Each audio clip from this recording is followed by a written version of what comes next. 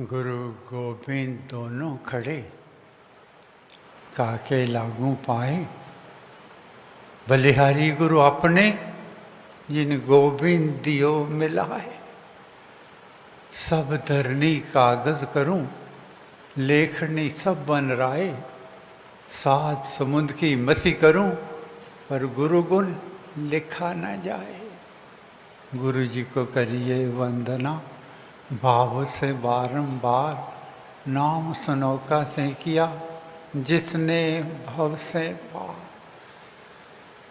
कितने भाग्यशाली हैं हम लोग। आज गुरु महाराज के प्रकाश दिवस पर, प्रकाश दिवस कहो, प्रगट उत्सव कहो, शुभ जन्म का समय कहो, कुछ भी कहो, कृपा आशीर्वाद देने वाला समय है। ऐसे में आकर जहाँ उनके प्रकाश दिवस के लिए परमेश्वर का धन्यवाद करते हैं कि परमेश्वर ने इस अपनी रचना में, उस रचयिता ने ऐसे महापुरुष को यहाँ पर अज्ञान का अंधेरा दूर करने के लिए, ज्ञान का उजाला करने के लिए, लोगों के दुखों का हरण करने के लिए, भटके हुए लोगों को राह दिखाने के लिए परमेश्वर ने अवतरित किया। लोग पूछते हैं एक साधारण व्यक्ति में और जो अवतार हैं हुए हैं हमारे गुरु नानक देव जी महाराज में हैं, कबीरदास जी महाराज हुए, और भी संत हुए हैं, तुलसीदास जी महाराज हुए हैं, तो उनमें और साधारण व्यक्ति में क्या अंतर होता है? तो वेदों में आया है, ग्रंथों में आया है कि जो जगी हुई आत्माएं अपने पूर्व जन्मों के पुण्य कर्मों की संचित पूंजी लेकर लोगों का उद्धार करने के लिए, आहत लोगों को राहत देने के लिए, भटके हुए लोगों को सतमार्ग पे चलाने की प्रेरणा देने के लिए जो अवतरित होते हैं उनको अवतार कहा जाता है। तो जहाँ आज महाराज के प्रकाश दिवस की आपको बहुत बहुत बधाई देनी है, वहाँ मुझे ये भी कहना है कि हमारे गुरु महाराज केवल गुरु महाराज ही हैं और कोई नहीं है।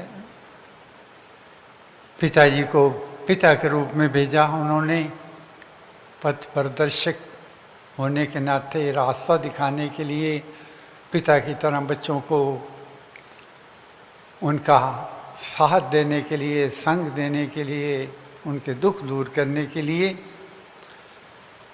लेकिन जो हमारे गुरु महाराज हैं वो ही हमारे सच्चे सतगुरु हैं। मैं तो आपका सहपाठी हूँ, बस मेरा तो इतना ही समझ लेना।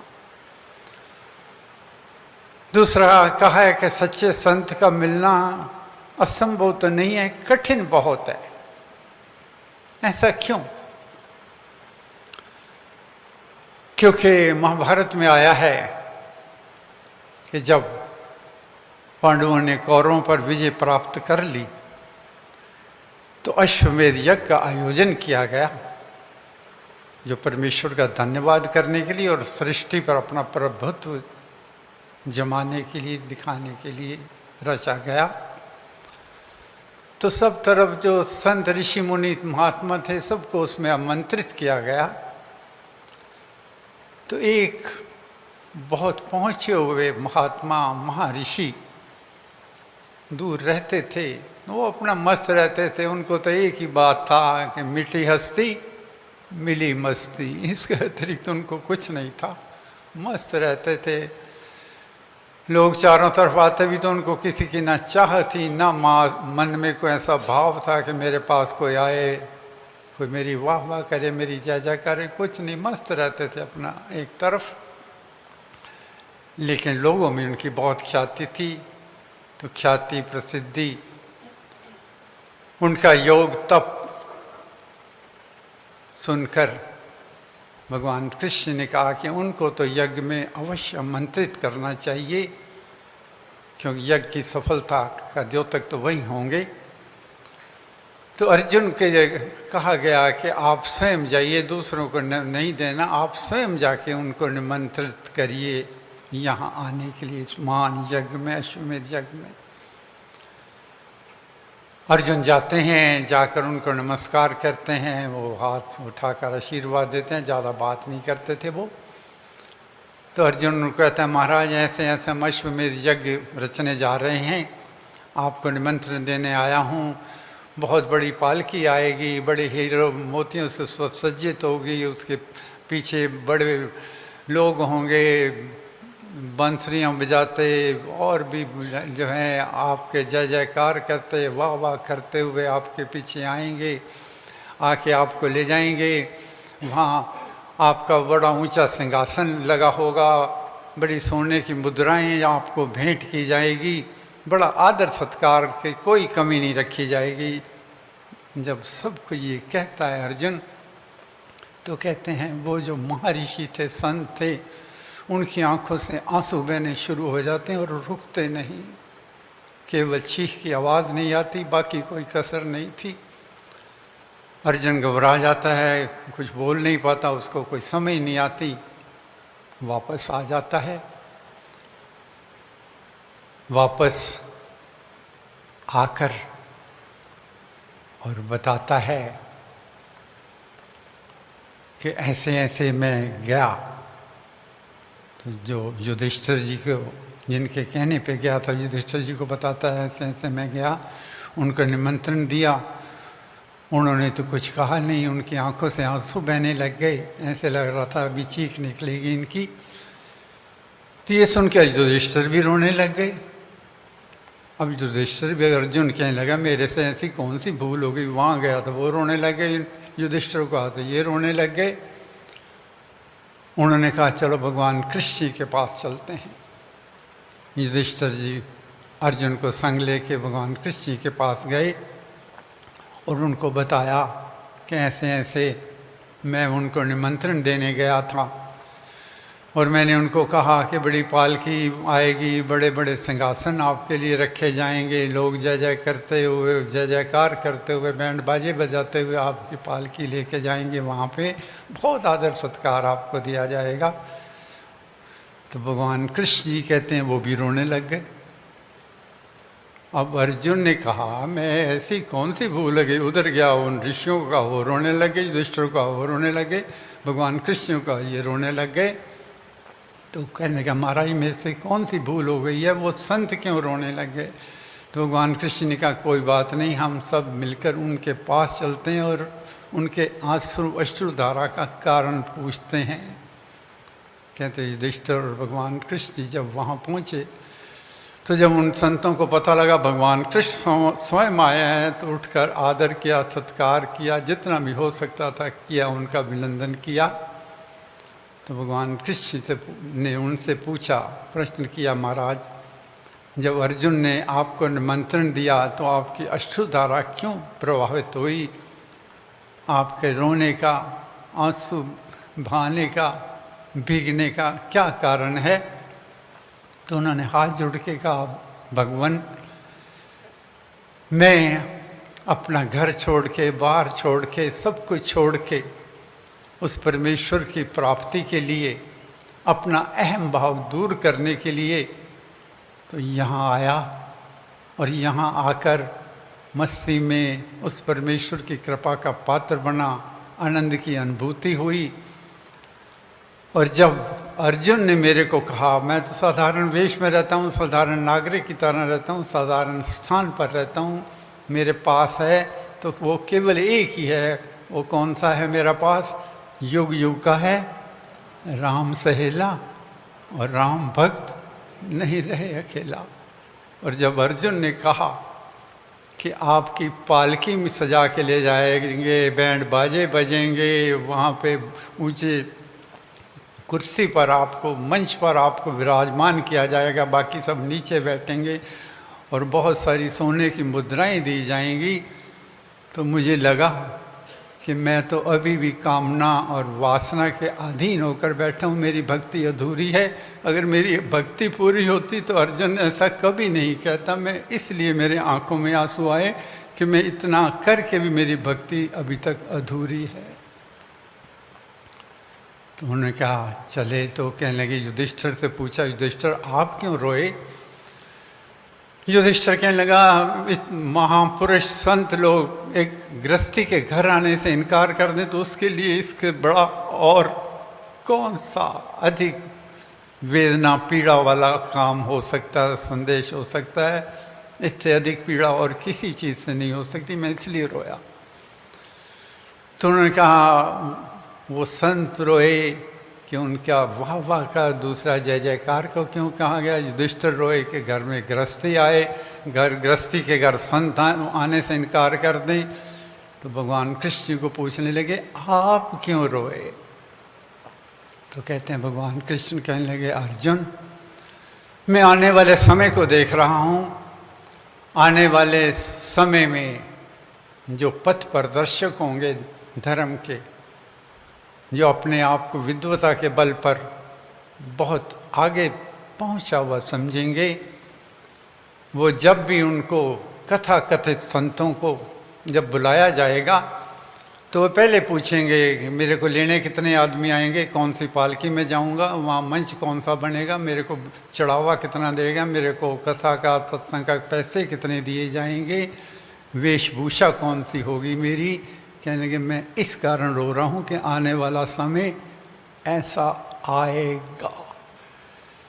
तो जो कहते हैं सच्चे संत का मिलना कठिन है, असंभव नहीं है, भगवान कृष्ण जी ने तो उसकी बहुत वर्ष, हजारों वर्ष पहले ही उसको कह दिया था कि अहंकार से ग्रसित होकर, कामना और वासना के अधीन होकर जो श्रेष्ठ जन होंगे, कथा कथित श्रेष्ठ जन, कथा कथित विद्वान लोग होंगे, वो भी इस अपार पीड़ा से पीड़ित ग्रस्त होंगे, अहम भाव से ग्रस्त होंगे। और उनके मन में यही रहेगा कि हमारे को पैसे कितने मिलेंगे, स्वर्ण मुद्रिकाएँ कहीं कितनी मिलेंगी, हमारा पालकी कैसी आएगी, हमारे जय जयकार कैसी होगी। तो ऐसे युग में जो भगवान कृष्ण ने जिसकी भविष्यवाणी की थी, उसमें हमारे को गुरु महाराज मिले। और हमारे गुरु महाराज कैसे थे, मुझे ये बताना है आपको। गुरु महाराज आपको पता है पहले जैन मत में थे, वहाँ भी उनका बहुत आदर सत्कार हुआ। आर्य समाज में आए, वहाँ भी बहुत आदर सत्कार हुआ। महाराज ने उनका बहुत धन्यवाद भी किया, बहुत आभार भी प्रकट किया उनके लिए। लेकिन उनके मन में केवल एक ही थी कि मैं उस देव द्वार से परमेश्वर की कृपा का पात्र बनना चाहता हूँ, उसका साक्षात्कार प्राप्त करना चाहता हूँ। और डलहौजी के स्थान पर महाराज ने प्रार्थना की, 1 महीने भूखे रहे, प्यासे रहे। वो तो पता है, वो वहाँ जो डलहौजी गए हैं वो तो बताने की बात क्या है। उसके उपरांत महाराज को जो परमेश्वर की कृपा के पात्र होकर परमेश्वर का साक्षात्कार हुआ, उसके उपरांत मुझे याद है महाराज अपना कभी वर्णन नहीं किया करते थे, लेकिन एक दफ़ा हरिद्वार में पिताजी बैठे हुए थे तो ऐसे प्रसंगवत कहने लगे, भगत स्वाद तो भूख में होता है, भोजन में नहीं होता, स्वाद प्यास में होता है, पेय जल में नहीं होता। तो अपना सुनाने लगे कि कहने लगे कि मैं जब परमेश्वर की कृपा का पात्र बना और राम नाम के प्रसार प्रचार के लिए देवद्वार से आदेश हुआ, तो मैं किसी को कोई वाहन की ज़रूरत नहीं समझता था। बहुत लोग थे, करोड़पति लोग थे, कभी गाड़ियों को कहते, कुछ कहते, मुझे किसी चीज़ की ना इच्छा थी ना चाह थी। मैं अपना एक थैला रखता था जिसमें 2 वस्त्र रखते थे, थोड़े एक आध कोई पुस्तक होती थी, एक छोटा सा बैग रखता था, बीच में हल्का सा बिस्तर होता था, एक छाता होता था, ये लेके मैं चलता था और अकेला चलता था, जाता था। मन में लक्ष्य उद्देश्य केवल एक ही था और वो था वृद्धि आस्तिक भाव की, शुभ मंगल संचार, अभ्युदय सधर्म का, राम नाम विस्तार। जगे चेतना विमलतम हो, सत्सु प्रकाश, शांति सर्वानंद हो, और पाप ताप का नाश। बाने तेरे से प्रभु भला भद्र हो जाए, जग में सब नर नारी का कष्ट न कोई पाए। बस एक लक्ष्य, एक उद्देश्य होता था मेरा। तो मैं शिमला में जा रहा था, बिस्तर मेरे कंधे पे था। मेरा ये स्वभाव था, वृत्ति थी कि मैं किसी से भोजन का आग्रह या मांगा नहीं करता था। चलते हुए किसी ने दे दिया, मिल गया तो खा लिया, नहीं गया तो भूखे भी रह गए तो कोई उसकी परवाह नहीं, लेकिन मैं किसी से मांगता नहीं था। कहते हैं शिमला में, लोअर शिमला की तरफ मैं जा रहा था, पैदल था, तो 3 दिन से कुछ खाया नहीं था। किसी ने पूछा नहीं, मैंने मांगा नहीं। चढ़ाई चढ़ के थोड़ा थका हुआ था, तो कुछ प्यासा था, मैं गिर गया, बेहोश हो गया वहाँ पे। तो एक वहाँ सर्वेंट क्वार्टर थे लोअर शिमला में, वो आया, उसने देखा कोई बाबा गिरा पड़ा है।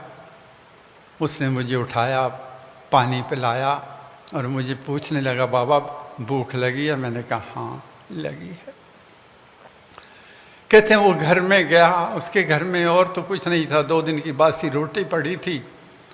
वो उसने पानी में उबाल कर, थोड़ा सा बीच में गुड़ डालकर वो उबाल कर लाया, और वो जो 2 दिन की रोटी पड़ी थी, बासी रोटी, उसको उबाल कर गुड़ में जो उबाल कर जो मुझे खिलाई, भगत जो स्वाद उस रोटी में आया था वो आज तक नहीं आया, क्योंकि भूख का स्वाद था, भोजन का स्वाद नहीं था।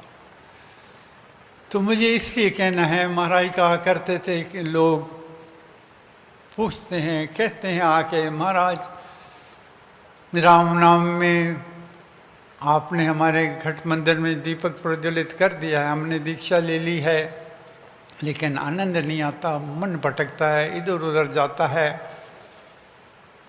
तो मैं मन में सोचता हूँ कि इनको नहीं पता कि सत्यानंद ने कितने भूखे रहकर, कितनी प्यास सहकर, कितनी तपस्या करके, कितने उस पिता परमेश्वर के आगे अपना माथा रगड़कर इस राम नाम को, अमूल्य रत्न को प्राप्त किया है, वो क्या जाने। जब तक हमारे अंदर उसकी प्यास नहीं होगी, लगन की अगन नहीं होगी, तब तक बात नहीं बनेगी। महाराज इसका उदाहरण दिया करते थे, अक्सर कहा करते थे, बहुत दफ़ा मैंने भी सुनाया, बहुत दफ़ा सुनाया है कि एक संत रहते थे, उनके एक शिष्य था, वो कहता मेरा मन नहीं लगता, मेरी भटकन में रहता हूँ। तो उन्होंने उसको कहा कि एक मणि दी और कहने लगे, बेटा जाओ जाकर इसकी कीमत अकवा के लाओ। उसका विश्वास सबल करना था, उसकी मन की भटकन को दूर करना था। कहने लगा केवल इसका कीमत लगवानी है, आंकवानी है, इसको बेचना नहीं। कहने लगा ठीक है। हमारा भोला भाला सा था, वो चल दिया, बाहर निकला, एक मालिन थी, उसको दिखाया, मणि थी, उसको क्या पता बेचारे को मणि क्या होती है। कहने लगे बहन ये पत्थर कितने का होगा? उसने कहा 1 किलो भाजी दे सकती हूँ, आलू टमाटर बैंगन जो मर्जी ले ले। कहना नहीं माँ बहन बेचना नहीं। शहर में जाता है, वहाँ जाकर बनिए की दुकान पे जाता है, वहाँ जाकर कहता है लाला जी ये पत्थर कितने का होगा? अब बनिए को भी पत्थर का क्या पता मणि क्या होती है। उसने देखा पत्थर गोल बड़ा सुंदर है। कहने लगा 1 चांदी का रुपया दे दूंगा तेरे को इसके बदले। उस बेचारे ने तो 2 आने भी नहीं देखे थे, चांदी का रुपया सुनते ही उसने उसको सीने से लगा लिया, उस पत्थर को ध्यान से। जोहरी के पास गया, जोहरी तो पारखी था। उसने कहा प्यारे अगर ये तुम मेरे को देना चाहे तो मैं 1 किलो 1 सेर सोना, शुद्ध सोना इसके बदले में दे सकता हूँ। और उसने तो 1 तोला सोना भी नहीं कभी देखा था, 1 किलो सोने का सुन के उसकी तो आंखें फटी रह गई। उसने कहा नहीं, हमारे गुरु ने कहा था बेचना नहीं, केवल कीमत इसकी लगवानी है। वापस जाने लगा तो सोचा क्यों ना राजा को भी दिखाता जाऊं। राजा के दरबार में गया और कहने लगा महाराज मेरे फलां फलां गुरु हैं, उनको नाम बताया और कहा ये पत्थर की कीमत अखवानी है, आपसे कितनी होगी। राजा को वो पत्थर क्या, वो तो मणि, उसको बहुत, उसका तो दिल पसीज गया उसको देख के। उसने जौहरियों को बुलाया और जौहरियों ने कहा महाराज ये पत्थर नहीं है, ये मणि है, और इसके बदले में आधा राज्य भी अगर देकर इसको प्राप्त कर लो तो सस्ता सौदा है, अभी कर डालो, देर ना करो, चूक जाओगे फिर। तो राजा ने कहा प्यारे इसके बदले में आधा राज्य देने को तैयार हूँ, चाहे तो अभी आके बैठ जा, मैं अपना सिंहासन दूसरी तरफ लगा लेता हूँ। कहने नहीं महाराज, मेरे गुरु ने कहा था इसकी कीमत अकमानी है, बेचना नहीं। तो राजा ने कहा अगर तूने उनका नाम नहीं लिया होता तो मैं ज़बरदस्ती भी ले लेता, लेकिन उनको मेरा नमस्कार कहना और कहना कभी भी देना चाहे तो मैं आधा राज्य दे सकता हूँ। वो गया, माथे पे पसीना सीने पे लगाए हुआ है कहीं इधर उधर ना हो जाए, हाँफता हुआ गया। वो संत बाबा अंदर बैठे थे, दूर से आवाज़ लगाई बाबा जी आपको तो पता ही नहीं, ये आपने जो दिया पत्थर नहीं है, ये मणि है, मोल रतन है। सारी कहानी सुनाई और कहा कि वो मालिन ने 1 किलो सब्जी कही, बनिया लाला ने 1 चांदी का रुपया कहा, जोरी ने 1 किलो सोना कहा, और राजा तो आधा राज्य देने को तैयार हो गया था। महाराज आप तो कीमत ही नहीं जानते इसकी। वो संत हंसने लग गए और कहने के प्यारे जाओ और घर के जितने बर्तन हैं लोहे के सब उठा के लाओ। वो लाए तो जिसको भी मणि से छूते वही कंचन बनते थे, जिसको छूते वही कंचन बन जाते। तो महाराज का कहना था कि वो जो मणि कौन सी है, राम नाम का अनमोल रत्न जो मैंने आपको दिया है, मण का है राम नाम का ऐसा चिंतामणि, पारस मणि जैसा। चिंतामणि मन में बसे, राम नाम यदि एक, टोटा घाटा हो नहीं और संपद मिले अनेक। चिंतामणि हरि नाम है, सफल करे सब काम। महामंत्र मानो इसे, राम राम श्री राम। मंत्र नहीं, महामंत्र है। लेकिन याद रखना, अगर तो आप उस अनजान की तरह उसको पत्थर समझेंगे तो जिसकी रही भावना जैसी, प्रभु मूर्त देखी तिन ऐसी, जैसी भावना होगी वैसे ही मिलेगा। इस राम नाम की कीमत पत्थर की समझ लो, एक मालिन की तरह सब्जी के 1 किलो ले लो, चांदी का रुपया ले लो, सोने की वो 1 किलो ले लो, राधे का आधा राज्य ले लो। अगर तो इसको कामना और वासना के बाजार में इसकी कीमत केवल अपनी इच्छा पूर्ति तक रखोगे तो बात नहीं बनेगी। बात कब बनेगी? जना सिदक तेरे ते रखिया, उन्हें सब कुछ पाया है, उतना मलदे रह गए तलियां, जिन्होंने सिदक ना आया है। जिस दिन आपके मन में ये पक्की धारणा हो जाएगी कि मन का है राम नाम का ऐसा, चिंतामणि पारसमणि जैसा, भावना होगी, विश्वास होगा, तभी तो महाराज ने कहा है कि ये हर वक्त आपका संगी है, साथी है। बहुत दुख में हो, बहुत आफत में हो, बड़ी मुसीबत में हो, घटना घोर घटे जिस बेर, और दुर्जन दुखड़े लेवें घेर। जपिए राम नाम बिन देर, लेकिन कब रखिए राम नाम शुभ टेर। टेर भी रखनी होगी। ऐसे नहीं है जैसे कोई बैठा हो बीन बजा रहा हो, कोई दूसरा टेप रिकॉर्डर में रखा हुआ बटन दबा के आगे राम राम कर रहा है। राम राम टेप रिकॉर्डर भी कर रहा है। राम राम एक भिक्षा जो हर द्वार पे बैठे हैं, मांगते हैं, रोज़ मांगते हैं, वो भी राम राम कर रहे हैं। लेकिन राम नाम का प्रसाद और फल कैसा मिलता है? जिसकी रही भावना जैसी, प्रभु मूर्त देखे तिन तैसी। तो महाराज ने कहा है, घटना घोर घटे जिस बेर, दुर्जन दुखड़े लेवें घेर। जपिए राम नाम बिन देर, रखिए राम नाम शुभ टेर। शुभ टेर क्या रखनी है? टेर क्या है?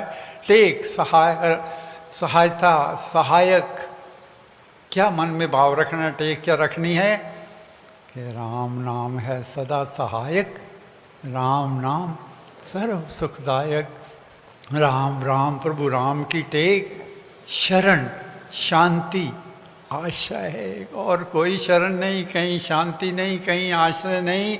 दुनिया के झूठे स्वार्थ के मतलब के रिश्ते हैं, मतलब के नाते हैं सब, बाकी तो छोड़ो। आप जब आपका आखिरी समय आता है, इस संसार को छोड़ के चले जाते हो, और आपकी प्रार्थना में, सभा में जो होती है, जो लोग कहते हैं हम एक सेकंड के लिए नहीं रह सकते, एक पल के नहीं रह सकते, वो भी इंतज़ार करते रहते हैं कि जब समय, अगर 1 बजे से 1:30 बजे का टाइम है तो 2:15 चलेंगे, मुँह ही दिखाने जाना है ना। उनको भी आपसे उतना ही प्यार था, स्वार्थ का प्यार था, उससे अतिरिक्त कुछ नहीं है। जितनी ज़रूरत है उतना ही प्यार है, उतना ही सब कुछ है। अगर कोई निस्वार्थ हर समय सहायक है तो केवल एक ही है, युग युग का है राम सहेला, राम भक्त नहीं रहे अकेला। तो आज गुरु महाराज के प्रकाश दिवस पर मुझे से आपसे ये आग्रह करना है कि जिस राम नाम के अनमोल रत्न को, प्रज्वलित ज्योति को, अखंड दीपक को महाराज ने अपने जप से, तप से, ध्यान से, त्याग से, समर्पण से विभूषित करके प्राप्त किया, उस विश्वास को कमज़ोर नहीं होने देना। कामना और वासना के इसको इसी पे नहीं रहने देना कि मैंने इतना जाप किया तो मेरा फलाना काम हो जाए, इतना जाप किया तो फलाना हो जाए, इतना किया तो फलाना हो जाए। महाराज ने कहना मांगना है। क्या मांगना है? मांगू मैं राम कृपा दिन रात, राम कृपा हरे सब उत्पात, राम कृपा लेवे अन संभाल, राम प्रभु हैं जन प्रतिपाल। लोग कहते हैं कृपा मांगने से हमारे काम बन जाएंगे।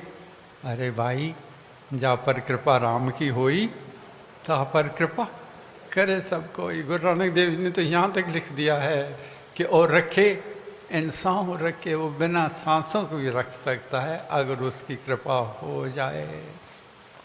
उसको कृपा को प्राप्त करने के लिए महाराज ने क्या लिखा है कि हर वक्त परमेश्वर से मांगते रहना। महाराज 2 दोहों का अनुष्ठान आखिरी समय तक करते रहे। एक तो हाथ जोड़ मांगू हरे, सेवा कृपा प्यार, विनय नम्रता दान दे, देना सब कुछ वार। इस 2 का अनुष्ठान महाराज आखिरी वक्त तक करते थे। हाथ जोड़ मांगू हरे, सेवा कृपा प्यार। अगर सेवा कबूल हो गई तो कृपा भी हो गई, कृपा उसके अवतरित होगी तो प्यार की दौलत मिलेगी ही मिलेगी। प्यार की दौलत में मैं कहीं खो ना जाऊं, उसके लिए महाराज ने कहा है हाथ जोड़ मांगू हरे, सेवा कृपा प्यार, विनय नम्रता दान दे। अगर मैं खो ना जाऊं उस अहंकार में, विनय नम्रता। होर भी नीवा थी फकीरा, होर भी नीवा थी, जे तैनू कोई भला बुरा कहे सबनों आखी जी फकीरा। और भी नीवा थी, विनय नम्रता दान कर और देना सब कुछ वार। तेरे जन के हित लगे, तन मन धन सब ठाट, आत्मा तुझ में ही रमे और मुख में तेरा पाठ। प्रेम मगन मन होवे मेरा, ये जीवन हो जावे तेरा। गद गद प्रेम से यही पुकारूं, जय होवे तेरी जय होवे। तो आज महाराज के प्रकाश दिवस की आपको बहुत बहुत बधाई, बहुत बहुत आशीर्वाद। और आज के दिन महाराज के जन्मदिन वाले दिन याचना कर रहे हैं कि दीन दासों द्वारका, सेवा दे कर दान, सेवा सदन बनाइए मुझको है भगवान। राम नाम घट भीतर बसे, सांस सांस नस नस से रसे, सपने में भी न बिसरे राम। राम राम श्री राम राम।